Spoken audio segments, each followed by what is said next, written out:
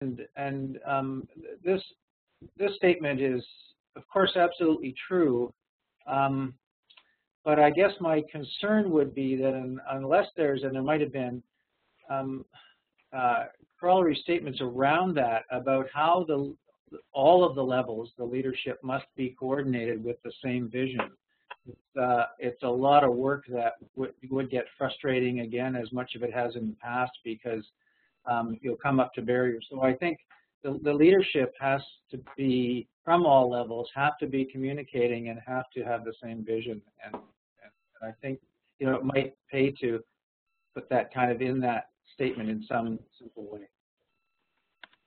That's a great point, Jim. I wonder. So I guess the question is, do we all have the same vision? Do we all look at the same these problems, this healthcare system, in the same way? And I would suggest that we probably don't. I mean, I think fundamentally we do. We're primarily here for patient care, but I'm wondering if there's different objectives and agendas and stuff like that need to be sort of articulated and discussed. Does that resonate with what you said? Yeah, absolutely. I think there are certain things that you could do perhaps at each individual level, but we won't achieve as much as we possibly could unless it's coordinated and there's lots of communication across those leadership levels. Good. Thanks, Jim. Yeah, I think you make good points. And Katie, you're next, please. Yeah, thanks. I was just going to echo exactly what Jim said, and I think that there's still a lot of disparity in what leadership actually means throughout the province and probably throughout the nation. And until we can clear that up and we can agree upon, what leadership means to each level, then I think that we're probably not going to be very successful in trying to get leadership at all levels. And I think that there's, definitely at the front line, that needs to be encouraged, that to step forward and be empowered to help improve the system. And I don't think that at the front line there's that kind of thinking or belief that they can actually contribute. It's just a matter of doing to and the patient to try and get them better and get them home, and they don't think at the systemic level. I certainly didn't either until I got really heavily immersed in improvement work. Yeah, I think that's a great point, Katie. I think that we in our roles, or whatever our role is, be it frontline, be it administration, all really can only see to the end of our desk or in our own sort of area, and it's hard to actually appreciate that others at other levels would perhaps have the same vision, and they may well do. It's just that we just don't communicate. So it's a great point, and I think part of the challenge for those who are interested in changing this is that we feel that the system is so big and so complex that how can we in our own small way make a difference when in fact we probably all are in many ways are working in the same direction, but we just don't know it, and that sort of, I think, robs us of our energy and actually achieving things. So I think what you say makes a lot of sense. Yeah, and the other thing that I've been paying attention to now is this whole concept around shared values, and I think, like you just said, we all have our own values, but what are our shared values, and what can we commit to as having a shared vision to moving forward, at least in BC or even in just our organizations? And I think sometimes the values get lost and it just gets this big muddle. Yeah, that's great. Sorry, Eric, you have a comment? Yeah, I really like this statement. I think it's very true. But in addition, you sort of ask yourself why do some sites embrace and make the changes, and other sites and other institutions not make any changes? And it seems to me that education of leadership is needed at many levels. That leaders don't actually, either they don't perceive the problem, and I don't think that's likely, but I think they perceive that there's a problem, but they don't perceive that they have the ability to make the change, to affect the change, to make things better. Otherwise, why would you let your emergency department, sink into a sea of despair and bodies and unable to, to affect any kind of flow. So either they're of the notion that they just need to build more to get bigger, but they can't get any money, so there's no change, or that the problem is too complex, or, so I think one of the things that is, all the messages that we have, the messages of hope and all the positive experiences, that's something that you need to bring to leadership. And WEDOC is one way of doing it, but there aren't enough of the leaders who've availed themselves of that opportunity. And sometimes it's probably because they don't know that there's these things that could be done. I mean, they understand there's a problem, but it's just too big. Yeah, I mean, I think everybody's plate's so full, right? They have to prioritize, and they only have so many hours in a day. Like, why would they go to something like this over something that's going to affect their budget, And so, I mean, it's really hard to get. It's like career planning. It's like time management. It's something that you don't necessarily do because you want to jump to the first thing that's on your plate.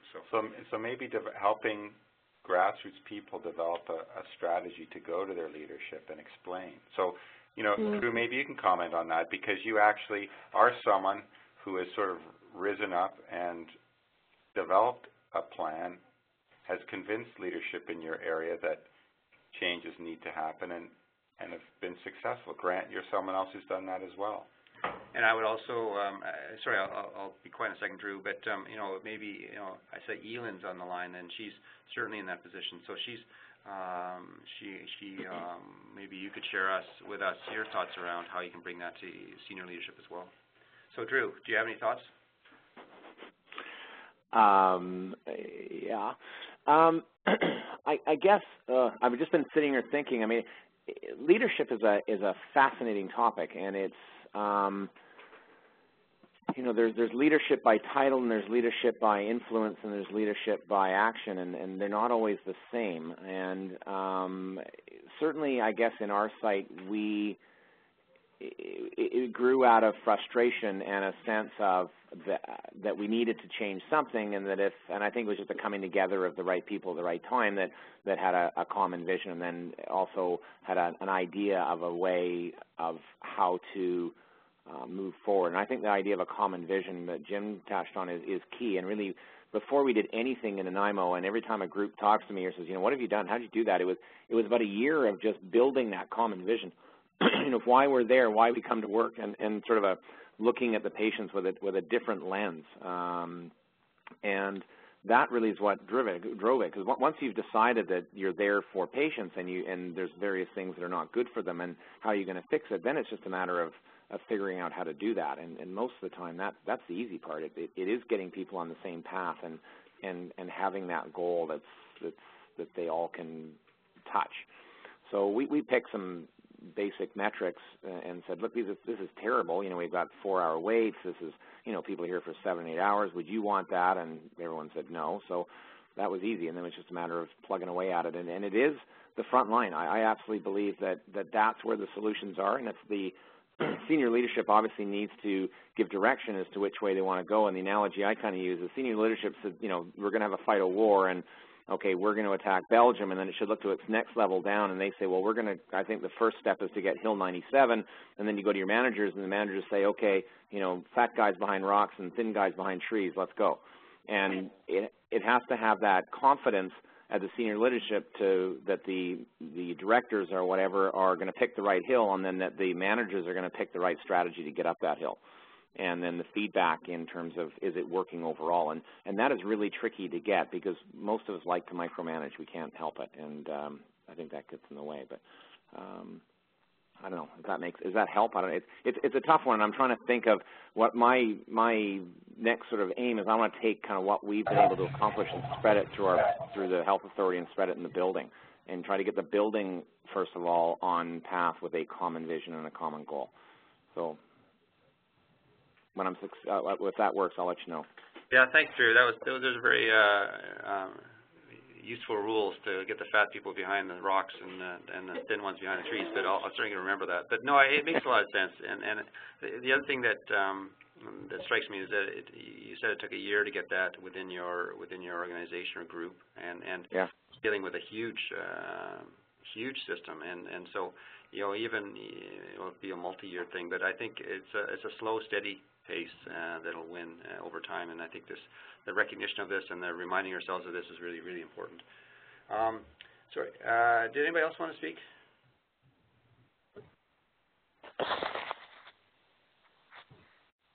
Nope. Okay. So, Julian? Yes. It's Grant here. Sorry I was on mute there.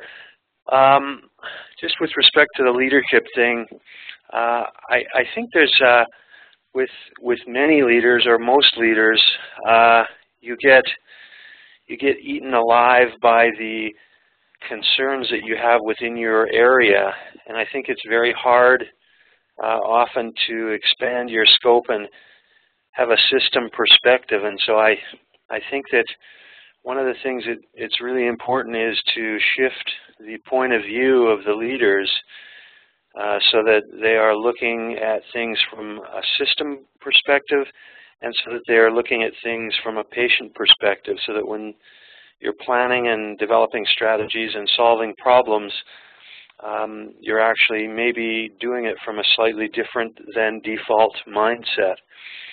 And so I guess that was one point about leadership. And then I guess the other point about leadership is I think in the system we have, at least on the physician side of leadership, I'm not sure that there's enough expectations and deliverables for leaders. So I don't think we have very clear marching orders in terms of what we're actually expected to accomplish. And I think a lot of leaders don't actually understand that people appreciate leadership and need leadership. And so I guess those would be the only comments I have. Great. Thank you. Thanks, Grant. Anybody else before we move on to the next message?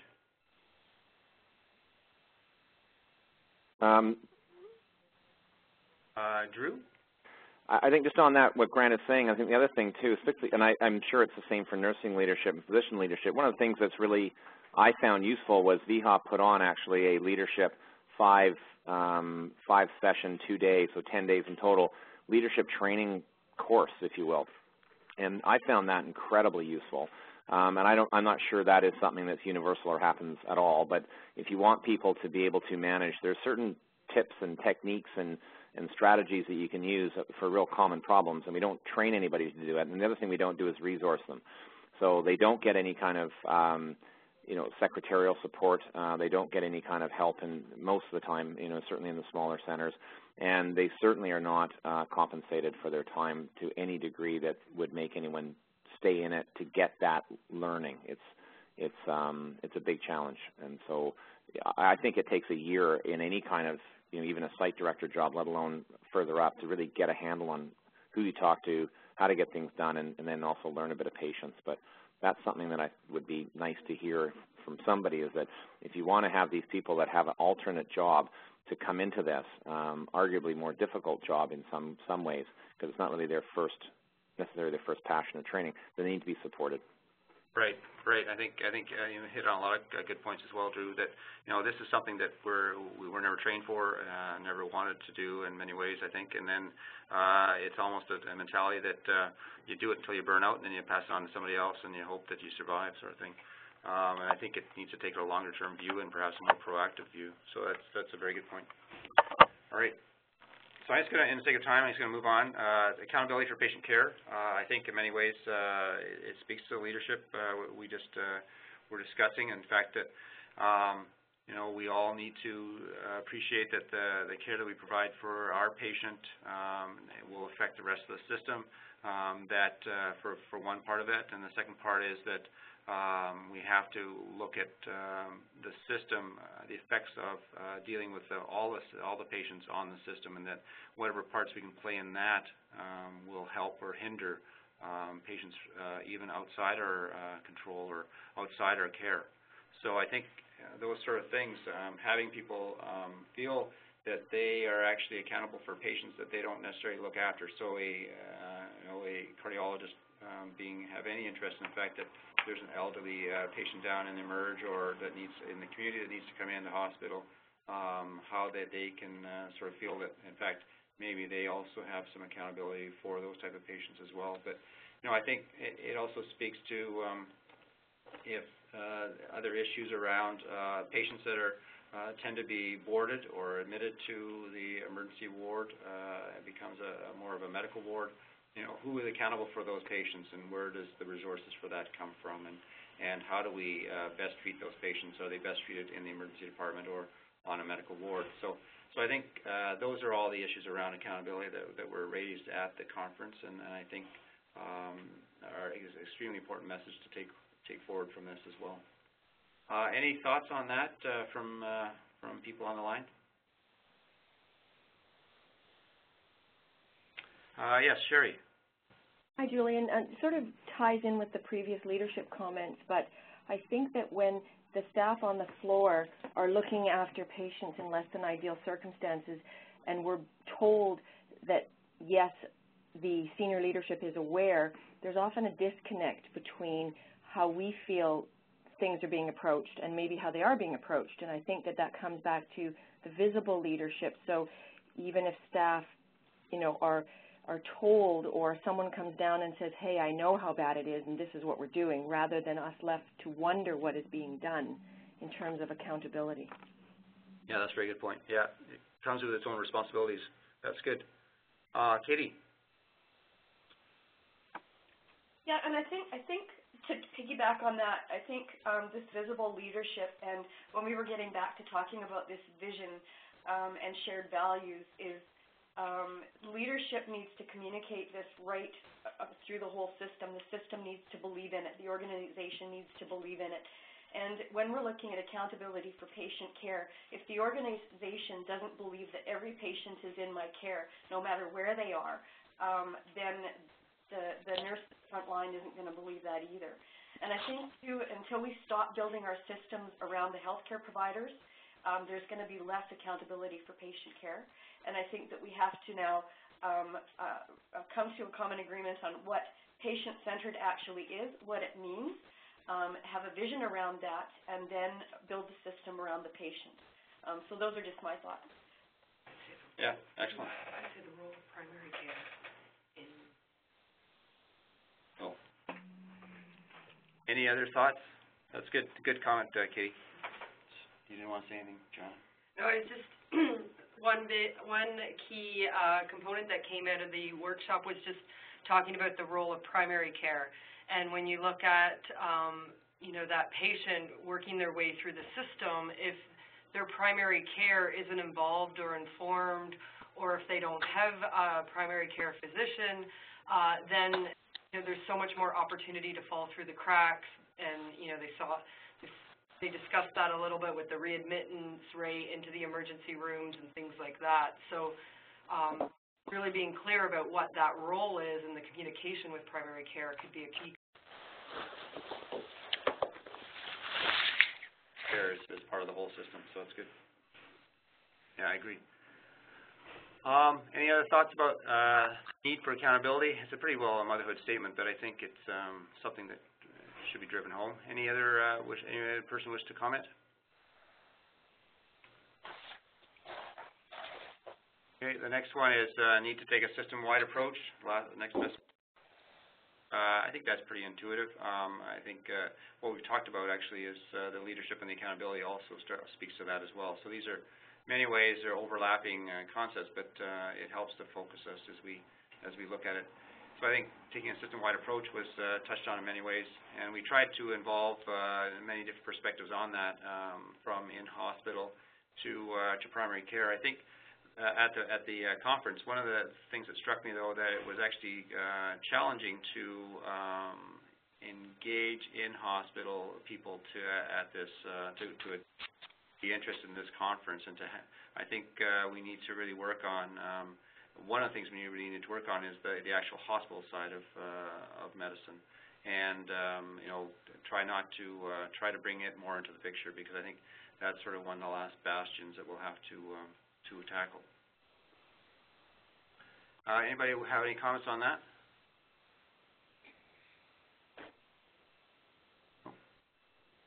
Okay, looks like we can So I think the other part, no single solution will deal with a complex adaptive system that is healthcare. I think we generally have agreement on that, and that one of the benefits was a demonstration of all the different activities that are going on, and not necessarily so different activities going on, but even ones that are similar, such as RAS units or DTUs and so on.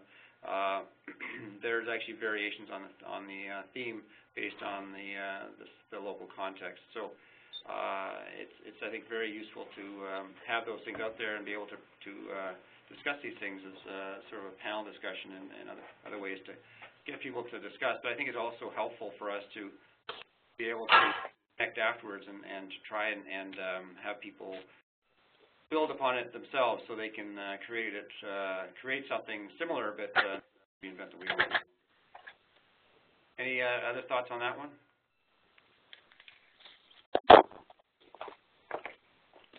And this one actually raised a bit of an interest. The data is a vital part of monitoring, incentivizing, and guiding the work, but data without observation is ignorance. I think it was great that Matthew Cook started out the conference with these type of comments, and then that we followed with the overcapacity the P4P with less for Tessie. And I think a lot of that was really helping to drive home the fact that we're going to make decisions in healthcare if we're going to have a common vision, and then from that vision prioritize. We need to sort of have good evidence that what we're doing is more likely to succeed, and where the actual needs are. And you can really only do that with the data, and that's a big part, I think, of understanding where we need to work, and also helping us to engage others in this work, and we're not intimately interested so much in, for example, emergency medicine or what other part of help in. Those are my thoughts on it. Anybody else have any? I mean, one of the challenges we have at these conferences is that people find data fairly dry, and it's important to make it relevant and to make it understandable or not understandable, but make it understood that to happen, and there are good ways of doing it and there's bad ways of doing it. Thoughts? P4P does have a role. I think that's going to continue to be P4P, the EDP and activity-based funding certainly has seemed to have made a lot of advances, and it certainly allowed us to focus a lens on what we need to do. So, thoughts on that? Julian, it's Eric. I think, P4P, I guess it's a tool, just another tool, but one of the things it does is it allows you the ability, mindset of how you interact and trade and barter services, and make a business case for why you might want to change a process. And you tend to get more traction. So, I mean, I don't know if I like that the statement as much as saying that the pay for performance initiatives, has a role in helping to create drivers for change and process change at all levels and between departments. I think that it's one of the strongest tools that we have, or one of the best drivers we have currently, at least in BC.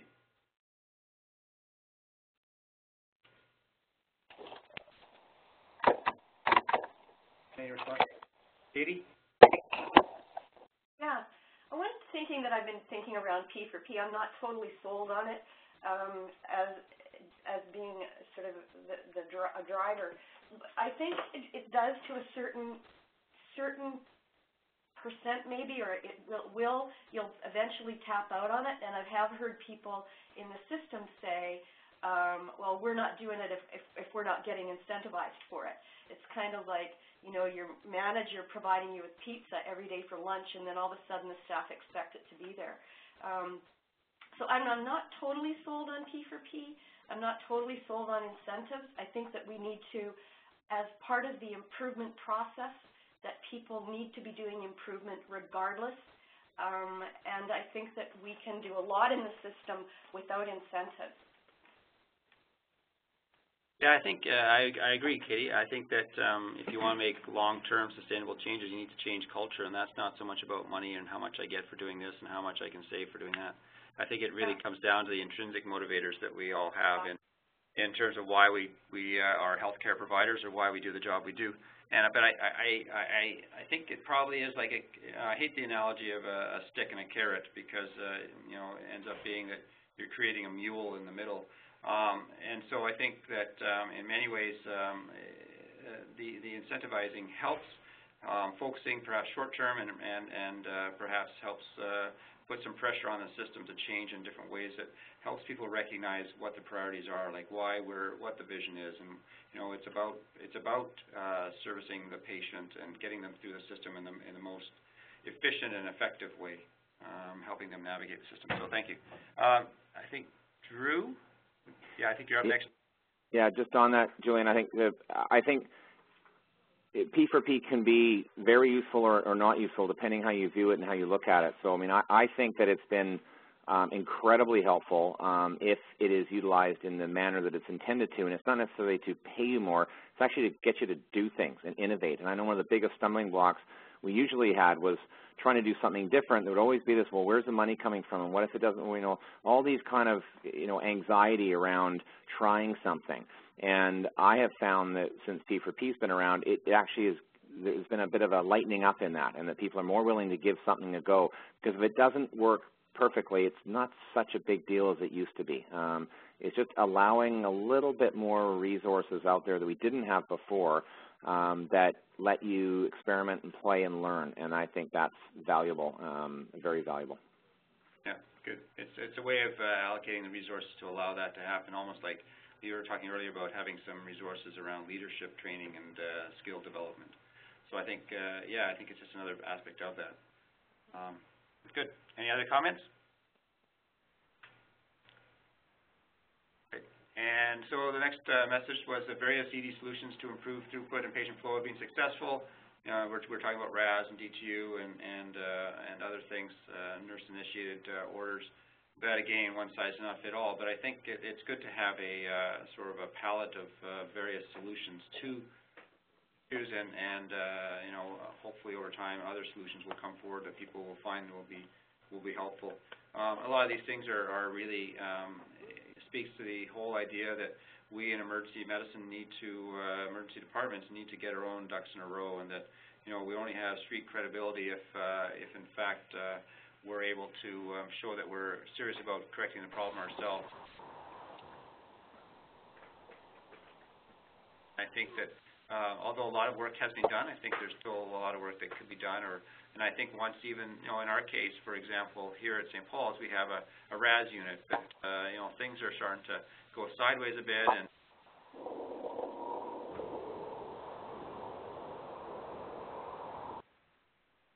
okay. Sorry, Grant, I apologize, but you're giving us some feedback, so I'm muting you, so I don't know if you have anything to say. I'll occasionally unmute you and see if you have anything to say, but if you're speaking if you're not able to talk, it's because we've had to mute you. Sorry. I know you're going into an airport somewhere, so there's going to be some feedback. Anyway, so that's my thoughts on it. Others have any opinion on that they want to share?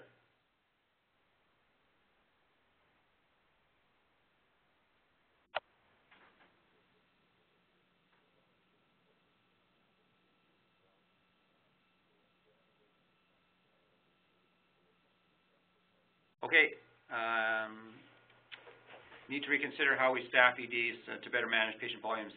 Actually, that was a very interesting part of the conference, and the whole 1-to-4 issue of can we look at tweaking that, or other ways of better managing how we do shifts. I think that was it was almost unfortunate it was at the end, because it was going to develop into I think a very robust discussion. And there's certainly lots of thought needs to be given into that. I think more and more discussion. It speaks to the fact that you know, we're working in a system that is used to having volumes that are many several decades old where we didn't have the same stresses on it. And I think now, given the fact that the volumes are going to continue to increase, that we recognize that we need to be available to help at all times of the day and night, and that there is some predictability to that we can perhaps modify our staffing to better reflect that. And I think that this would be a fairly good discussion going forward, and I think would be a good way of emphasizing, reinforcing the idea of why we do the work we do in terms of what's the best interest of patient outcomes. So those are my thoughts. Open it up now if anybody has any thoughts that they wish to share. And just Katie, I'll get to you 1 second. I'm going to unmute you, Grant, and see if you're still.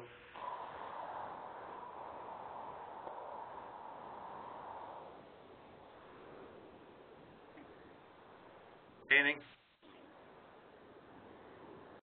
I'm going to put you back on mute. And Katie, Sure. You still want to say something, Katie?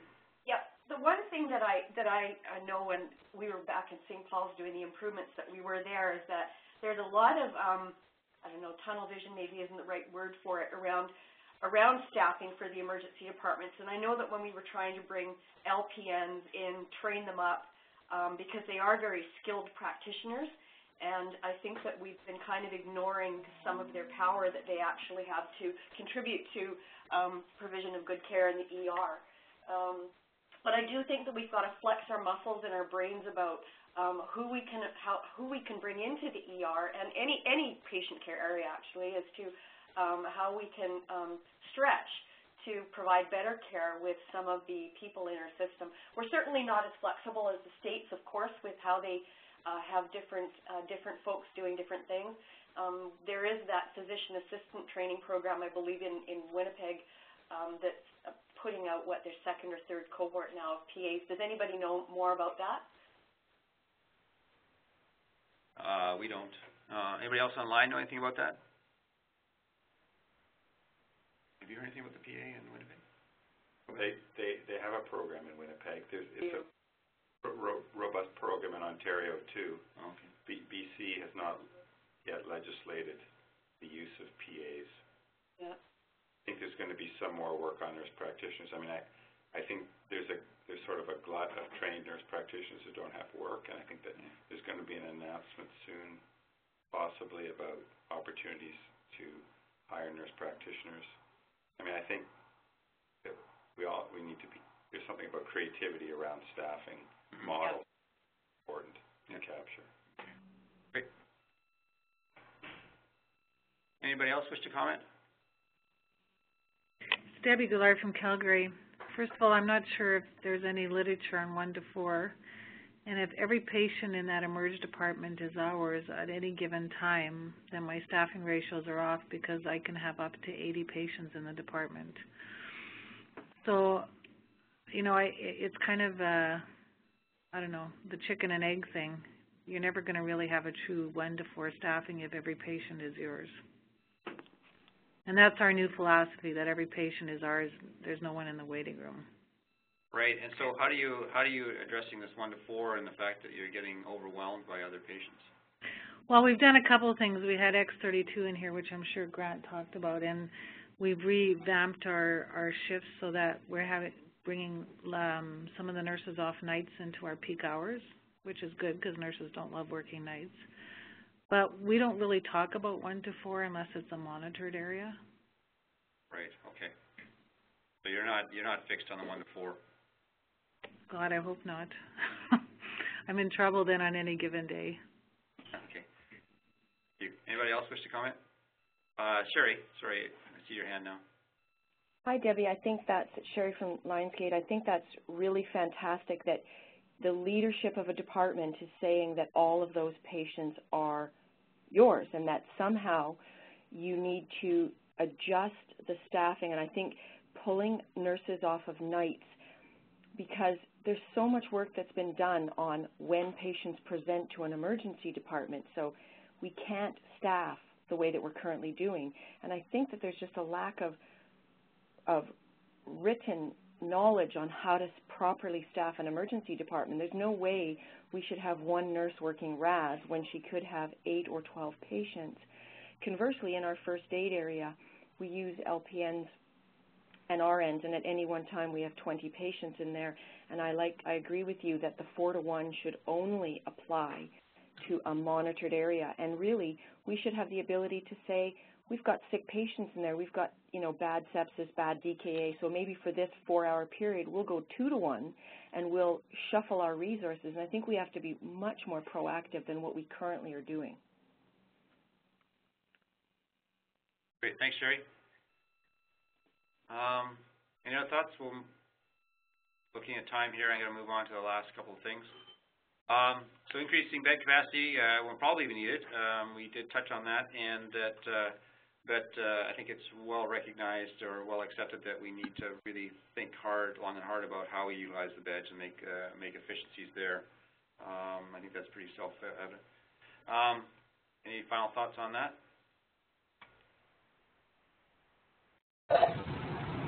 Hi, it's Aylin. I don't know if you can hear me. Yes, we can, Aylin. Hi. Oh, okay, great.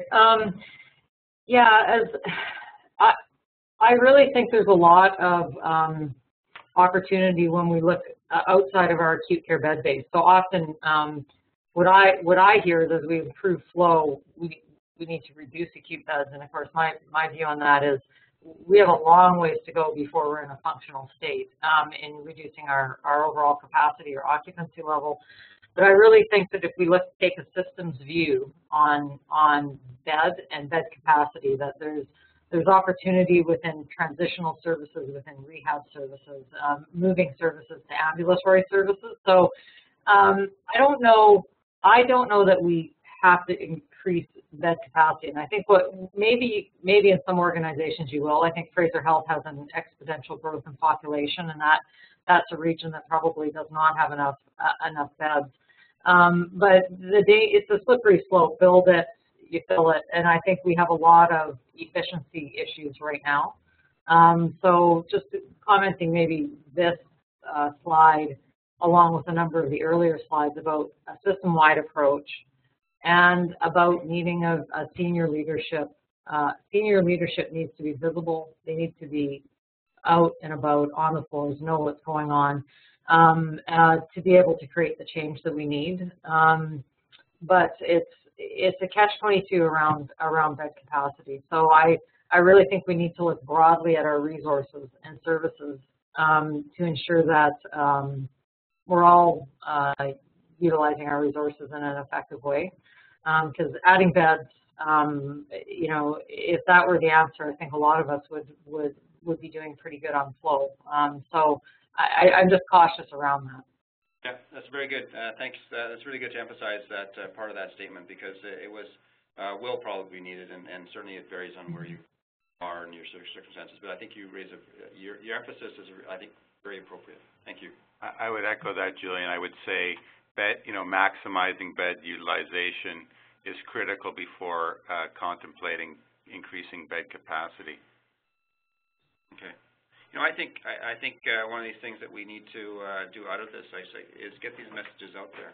I think I haven't finished all the messages yet because I'd be curious, but I think we need to somehow have a way of distributing this to senior leadership, and perhaps that's can help generate some discussion at their level, and perhaps improve the communication that way. So I think maybe we should give some thought as to. We as a group have thought about this, and we need to get this more widely understood. And I'm sure others already see this, but at least maybe it verifies for them what they already believe. So thank you, Aylin. Anybody else? We're running out of time, so I want to. This is the last sort of message, and I want to ask what other messages there are. So, but patients need to be engaged in defining the healthcare system looks like, and we didn't have anybody from the patient perspective at the conference, and in retrospect, I think that was a mistake. I think very helpful to have them to start to get their voices heard and to help us understand. We think we understand what the issues are, but I think I know that we need to do this in the context of the greater greater population, and it's population health that's going to be very important to look at going forward. So again, I think that we need to engage patients in this and have understand what their aspirations are or needs are. But given that we're all also potentially patients, and I think we have some sense of that now. Any other thoughts on that? All right, so these are our sort of 10 top. You could, I'm wondering if people had any other sort of thoughts on what we've talked about today, but also from their reflections on the actual WEDOC conference, and whether or not they wanted to add that into the discussion now.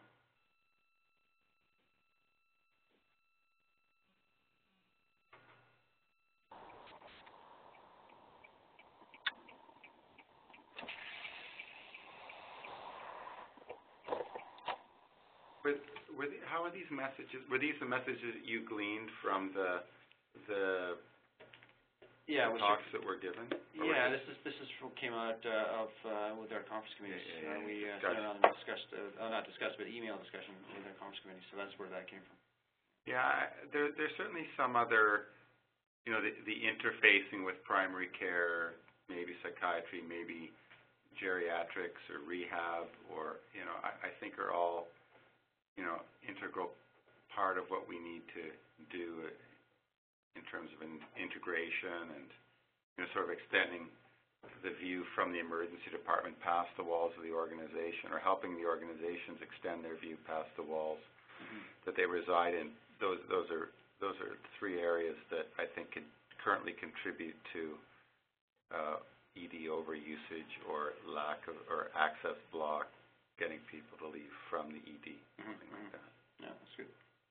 I think that's it's certainly one thing that we don't emphasize in our messages that we need to engage. And I think in many ways, to be honest, that if you were to pick your battles, I think that primary care and mental health and those issues are, they're big issues, but they're probably going to be more ability to make changes there than there is in the hospital.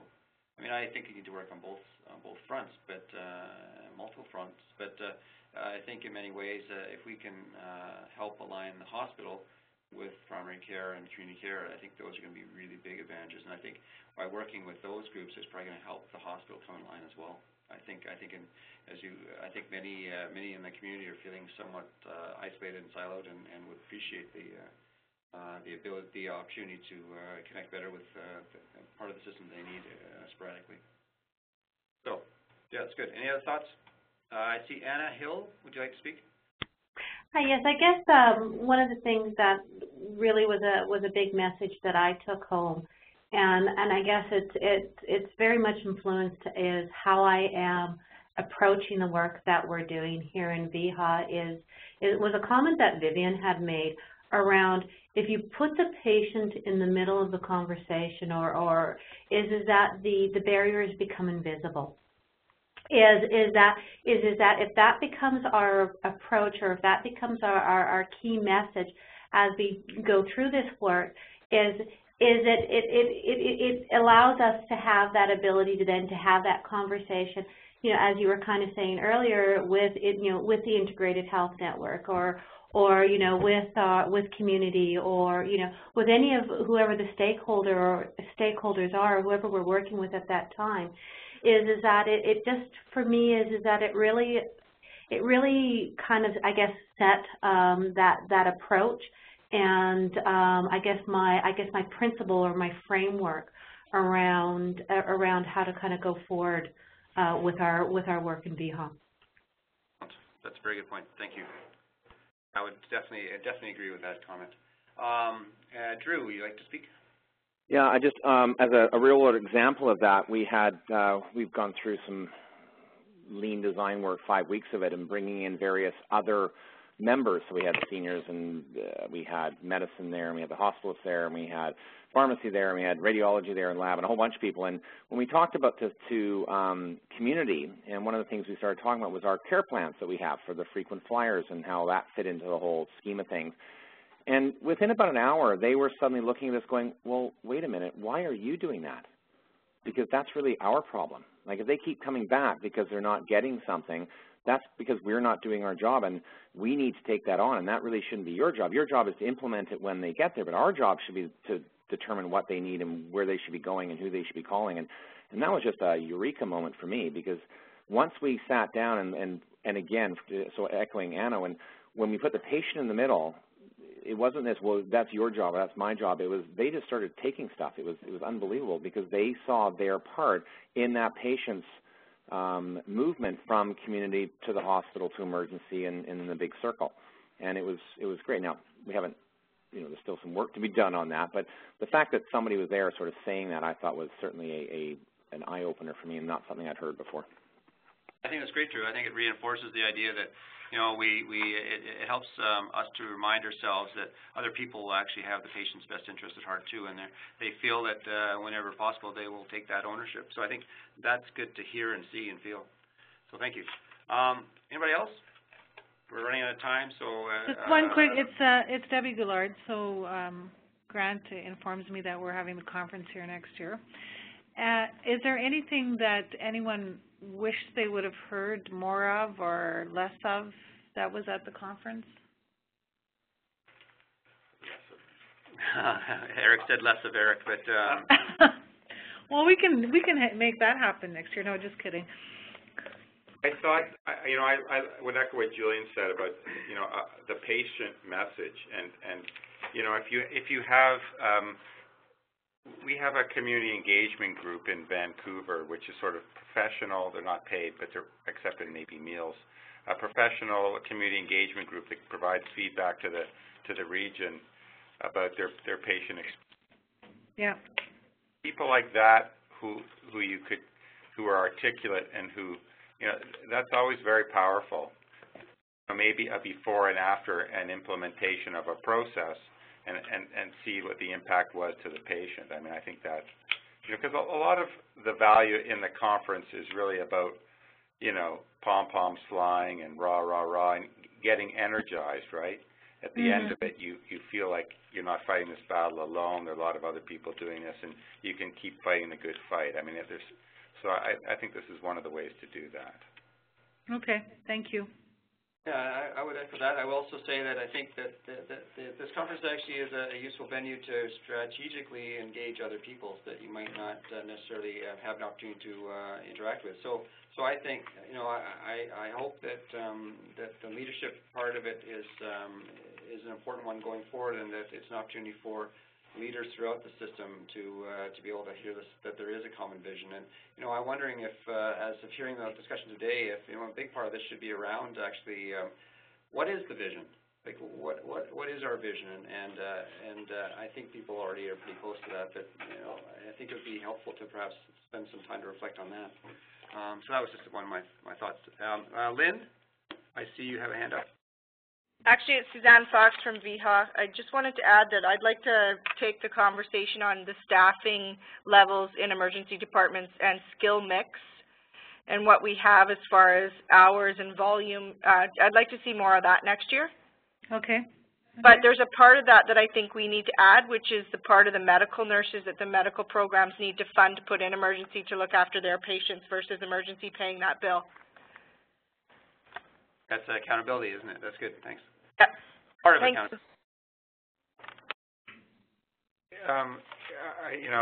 Debbie, I just wonder if people are interested in seeing, in hearing about or seeing about broad trends in emergency visits, across the country, or at least in Western Canada, and in terms of volume and in terms of admission rates. And I mean, I sort of think that maybe that kind of broad ammunition is helpful, because I don't think that patients often, or that leaders have a broad enough perspective about what's happening to other EDs. And if this is just a local problem, or just a national problem, or an interprovincial problem, something like that. Good. Sorry, I appreciate we have time issues where somebody else is using this WebEx at 1 o'clock, so we're running over time. So thank you so much. Sorry about that. Boycott. Yeah, we're not in that meeting anyway. Sorry, Joanna, you want to say final word? Just one thing, just in response to planning for next year's. We did have a look through the evaluations, and I'm sure that we'll be open to sharing some of the key messages that came out of that. But one of the things that came up logistically was that people really appreciated the opportunity to discuss with peers and colleagues across different regions and different sites to have that opportunity to really share and get lessons learned. So opportunities for that networking was really appreciated where it was, and some people had even asked for a little bit more of that. So that was one thing just from a setup and logistical standpoint that was. Good. So more free booze, Debbie. Okay, yeah. I'll work on that one. Cheaper in Alberta, so there. Lots of free food, free drink. All right. And on that note, thank you very much for your attention, everybody, and thank you for your input, and have a great day. We'll be in touch. We're going to be back and doing various things throughout the year, building up to next year's conference in Calgary. All right. Thanks, everybody. Take care.